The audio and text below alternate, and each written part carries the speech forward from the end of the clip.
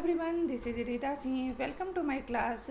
So today's topic is food for people in the cities. शहरों में रहने वाले लोगों के लिए भोजन. So let's begin the chapter. While many people lived in the cities, others living in the countryside grew crops and reared animals. जहाँ बहुत सारे लोग शहरों में रहते थे, वहीं दूसरी तरफ कुछ लोग गाँवों में रहते थे और खेती करते थे तथा जानवरों को पालन करते थे. These farmers and herders supplied food to craft persons, scribes and rulers in the cities. ये किसान और पशुपालक शहरों में रहने वाले क्राफ्ट पर्सन्स, कारीगर, स्क्राइब्स और रूलर्स या शासकों को अनाज पहुंचाते थे. तो the Harappans grew wheat, barley, pulses, peas, rice, sesame, linseed and mustard. And Harappan city, Harappa के रहने वाले लोग गेहूँ, जौ, दालें, मटर, चावल, सीसम, लिंसीड और सरसों की खेती करते थे या इन सभी चीज़ों को उपजाते थे. Because the archaeologist found the remains of these grains. Archaeologist या पुरातत्वविदों के इन अनाजों के रिमेन्स अवशेष मिले हैं हरप्पन साइट से. A new tool, the plow, was used to dig the earth for turning the soil and planting seed. इसी समय एक नया औजार का विकास हुआ जिसे कि पलाव या हल कहा जाता है और इसका इस्तेमाल खेतों में बीज बोने के लिए और मिट्टी की कुड़ाई के लिए किया जाने लगा. While real plow which were probably made of wood have not survived, toy models have been found. Real plough जो थे या हल थे वो संभवतः लकड़ियों के बने होते थे और ये सरवाइव नहीं कर पाए हैं, जबकि कुछ खिलौने का हल का खिलौना मॉडल मिला है जिससे ये अनुमान लगाया जाता है कि हरप्पन से हल का इस्तेमाल करते थे. As this region does not receive heavy rainfall, some form of irrigation may have been used. यह जो क्षेत्र था यहाँ भारी वर्षा नहीं होती थी, इसीलिए कुछ विशेष प्रकार के सिंचाई का इस्तेमाल यहाँ पर किया जाता था. This means that water was stored and supplied to the fields when the plants were growing. जिसका मतलब है कि यहाँ पर पानी को इकट्ठा किया जाता था और जब फसल ग्रो करते थे उस समय उन्हें पानी दिया जाता था, पानी का सप्लाई किया जाता था. The Harappans reared cattle, sheep, goat and buffalo. Harappa के लोग कैटल, भेड़, बकरियाँ और भैंसों का पालन करते थे. Water and pastures were available around settlement. और जहाँ उनका आवास था या जहाँ वो रहते थे वहाँ पर पानी और घास के मैदान की उपलब्धता थी. In the dry season summer month large herds of animals were probably taken to greater distance in search of grass and water. लेकिन गर्मी के दिनों में संभवतः बहुत बड़ी संख्या में ये लोग जानवरों या कैटल को लेकर घास के मैदान और पानी की खोज में बहुत दूर तक जाया करते थे. They also collected fruits like bear, codfish and hunted wild animals like the antelope.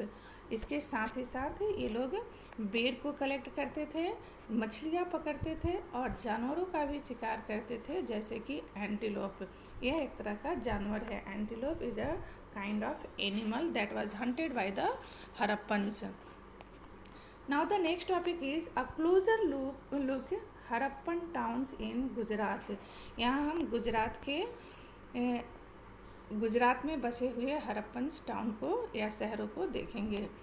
The city of Dholavira was located on Khadir Belt in the run of Kutch, where there was fresh water and fertile soil.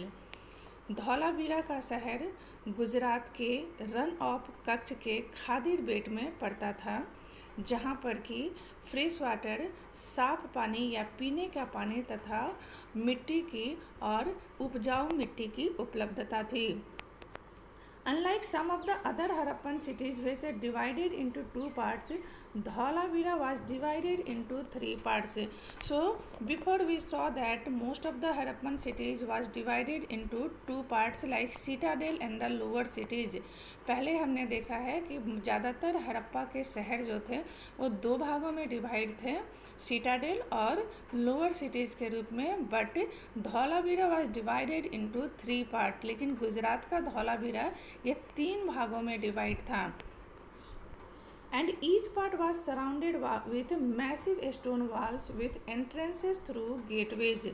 और इसके सभी तीनों भाग बहुत ही बड़े बड़े पत्थरों के दीवारों से घिरे हुए थे, जिसमें आने जाने के लिए एक एंट्रेंस गेट बना हुआ था. There was also a large open area in the settlement. और सेटलमेंट के नज़दीक ही बहुत ही बड़ा खुला मैदान भी था. Where public ceremonies could be held. और संभवतः वहाँ पर पब्लिक सेरेमनी या जन आयोजन का या किसी प्रोग्राम वगैरह का आयोजन किया जाता था. Others find include large letters of the Harappan city that were carved out of white stone and perhaps inlaid in wood. और दूसरा यहाँ जो रिमेन्स मिले हैं वो है हड़प्पन जिस स्क्रिप्ट या लिपि का ये इस्तेमाल करते थे. काफ़ी बड़े बड़े अक्षरों की ये लिपियाँ मिली हैं जो कि पत्थरों पर, सफ़ेद पत्थरों और लकड़ियों पर उकेरी गई हैं. This is a unique found as generally Harappan writing has been found on a small objects such as seal. यह एक यूनिक उपलब्धता है और क्योंकि मोस्टली जो हड़प्पन स्क्रिप्ट थे जो कि सील पर या अन्य चीज़ों पर मिले हुए बहुत ही छोटे छोटे अक्षरों में अंकित है, जबकि यहाँ पर मिलने वाले अक्षर या स्क्रिप्ट बड़े बड़े लेटर्स में या लार्ज लेटर्स में उकेरे गए हैं या अंकित है. The city of Lothal stood besides a tributary of the Sabarmati. Gujarat का एक शहर लोथल व साबरमती की एक सहायक नदी के पास ही अवस्थित है. Close to the gulf of Khambhat, जो कि गल्फ ऑफ खंभात से के नज़दीक है.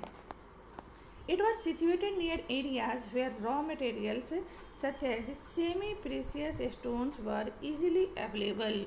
लोथल का ये शहर उन क्षेत्रों के नज़दीक में स्थित है जहाँ पर कि सेमी प्रेसियस स्टोन, कम कीमती पत्थर बहुत ही ज़्यादा मात्रा में उपलब्ध थे. This was an important centre for making objects. Lothal making objects out of stone, shell and metal. Lothal का ये शहर